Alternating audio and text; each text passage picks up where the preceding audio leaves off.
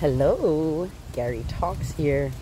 I was debating for a while if I was going to say anything or share my opinions about this controversial schlap heard around the world with Will Smith and Chris Rock, but I guess I'll say something because I feel like it's fair to share my opinions. Well, first of all, what I wanted to say is I think it's strange that so many people have such deeply rooted, aggressive feelings and opinions about this. Like, the fact that we people have so much to say about some motherfuckers who have actually nothing to do with us, do not represent me in any sort of way, and all of this, but we have so much to say about what they have to do. It's shocking. Like, the way that I found out about this, I didn't watch no damn Oscars. I haven't watched the Oscars since I was a child living at home with my mother, because she was obsessed with celebrity culture. And I've never been a fan of it. I find it very strange and toxic how we know these motherfuckers' first and last names. Like, why I know all your business and all your kids and all your things and when you started this and when you started that, and it's just like that. Our obsession with celebrity culture freaks me out. That's always been a thing. So I say that to say, when I just woke up on a regular day, and then I feel like my friend was like, oh, you know, the Oscars was on last night, apparently this thing happened. And then I don't go on my phone until, this is like actually the first time I've been on my phone in the morning to record this video. I usually don't go on the phone until after my routine is done and all that kind of stuff. Just so, you know, cultivate the day as I like. But then as soon as I get on social media, it's flooding everything. Everything is about this. And I'm like, it seemed like they're doing a test run of the Matrix real quick. Like, how quickly can we spread information now? How gripped up are people by their phones? And I think the answer is pretty damn gripped up. The entire world is talking about something within seconds. And two adults, it was actually two people of the generation, I would say like 2 generations ahead of me, who asked me about my opinion about it. And I'm like, wow, so they got everybody from every point of age. Fascinating. That's my first thoughts about it. I just think it's a very strange phenomenon that we are so obsessed. It made it to the news. Like, bro, this is not news. But I guess, okay, then this goes into what you think of it, though. It depends on how you perceived it. If you perceived it as abuse and assault, then I assume, of course, it would go on the news because a celebrity assaulted another celebrity. I don't know. For me, this is how I saw this. The whole thing happened. My experience of it. I have actually, I think I did hear the joke that that Chris Rock had made. I saw Jada Pinkett roll her eyes. I didn't see her face afterwards. I didn't see Will Smith laugh, but I did see the footage of him going up and slapping the taste out of this man's mouth and then sitting down talking about, keep my wife's name out your fucking mouth twice.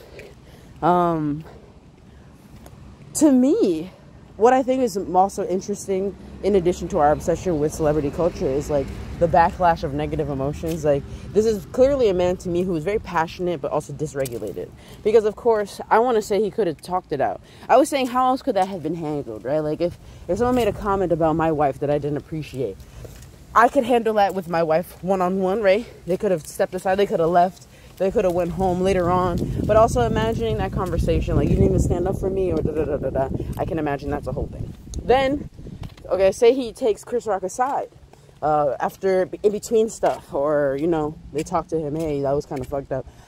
I feel like there's nothing a comedian loves more than knowing someone else is discomforted and uncomfortable about the joke they've made. And I'm doing my job and it's a joke. Why you so serious? That's my job, man. So, to me, I feel like talking it out in this case, it depends. Maybe maybe Will Smith could have enlisted other people's help to get the point across so that Chris Rock could take him a little bit more seriously. But to me, and it's not like I'm like, yeah, you know, solve all your problems by slapping people. Don't do that. Please keep your hands to yourself. And just keep it, because I was going to say, I know as a person who has slapped people before, like, it's easy to get your point across when you use violence, but now we can't actually talk about Chris Rock and what he said and how it was rude and insensitive and feeds into a legacy of people making fun of black women in front of their peers, all kinds of stuff. But we can't really talk about that or even really hold space because this violence, this slap came so out of nowhere that now everybody's fixated on this, you know, so it kind of diverts. That's something I've learned. If somebody wrongs you, but then you do something wrong back, this is why 2 wrongs will make it right, you're now dealing with your shit, and we can't actually hold space for the other thing. Not the same way that it should have been held. And not like only him being held accountable, not everybody being held accountable. You know what I'm saying? So yeah, that's some of the stuff I was thinking about. What else? My thoughts about this are pretty scattered. What other thoughts that I have about it? Yeah, I think it's very fascinating. It's super out of place in today's society because we're super like, you know, namaste it out, baby. Meditate it away. You know, we breathe it nowadays. We don't get mad. We just USA. And so seeing him in a very real expression of something that is not dealing with his anger well, I think actually is pretty awesome. I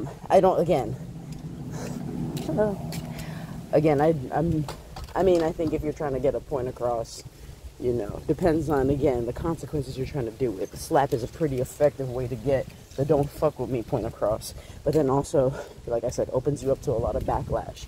But it's just interesting how, I don't know, to me, the fact that he was able to do that on a night that is known to be so fancy and so, you know, prestigious. And he was like, I actually don't give a fuck about none of this shit. I'm just going to tell you, anytime you fucking with my wife, it's over with for you. And like, I laugh because if everybody moved like this, it's funny, right? I feel like the world would be both a better, but then also a more risky place. Because if everybody knew that if you said something crazy, somebody might come and slap you in the mouth for it, you might think twice about what you're saying. You might consider if it's harmful or not. What are the consequences of me saying this? Am I going to get slapped up? I don't think that you should get slapped up for the things you say. I think that's rude. And also, I think there's a responsibility you have as a comedian for the things you say. You know, like, I don't know. I don't have like a firm opinion about who's right, who's wrong, what should have happened, what shouldn't have happened. I wasn't there. I'm not a celebrity. I don't know. But that's all I had about the whole situation. Figure I should throw my little 2 cents in the ring. Oh man, I feel like it speaks to me a lot of, I don't know, I feel like people are perceiving masculinity as toxic masculinity. What is toxic masculinity for a lot of these people? Oh, he could just do whatever he wants, right? But if he has sat idly while his wife got made fun of, if she ended up crying, and now he's a terrible husband too. I've really learned in this situation you can't win either way, really. It's hard to create the wins that you want for everybody involved. But like I hope, because I know Will Smith, I watched his documentary, so I know he's in a very tender defragmentation phase. Like he's been wearing a lot of masks in his life. He's been very fragmented, like separated, right? And within himself. Because I feel like I know he's had trauma that we didn't really talk about until, I didn't find out until his memoir. I didn't read the memoir, but watching the YouTube documentary that he made, you know? So I know he's going through a whole thing where a lot of social masks are falling off for him. He's questioning what is really real, what is really important to him, things like that. So I get it. I'm sure family seems to be one of his core values. And like, I know he was a survivor of domestic abuse as a child. He witnessed his father beat his mom, which isn't, you know, an excuse for anything, but I feel like it makes him feel a particular way when violence is enacted on a woman. And this is the last thing I'll say. It's interesting too how people consider what he did so violent, but not what, and this is what I'm saying, because he took that action, it's hard to look at Chris Rock's actions or words as violent. And people are like, how could words be violent? Words can be violent if they make somebody feel a way about themselves. Like, if it was unwarranted out of nowhere and make somebody feel diminished in a person, it's violent. You know, like, I'm saying, of course, it's just a small comment, right? People are like, oh, well, whatever. It wasn't even that big a joke. It wasn't even a good joke. It's not about it being a good joke. Just because somebody makes a good joke about you doesn't make it less painful when you're the receiving end of the joke. Like, what I was imagining is Jada before going out that night. maybe she was really in her bag about it. You know, people are gonna make fun of me. This is my first time being out in public since all this stuff happened. And people be, no, it's fine, you look great. And then as soon as you sit down, some motherfucker making fun of you. So, like, of course, it's weird to, I think it's weird for people to compare the physical violence of a slap and the emotional violence / social violence of a comment. But words can be violent. You know what I'm saying?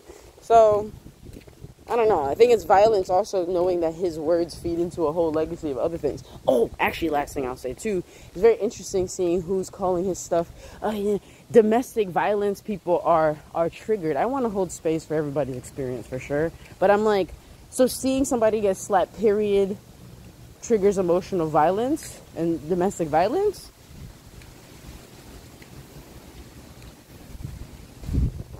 I'm just confused, personally, about that particular piece. Because,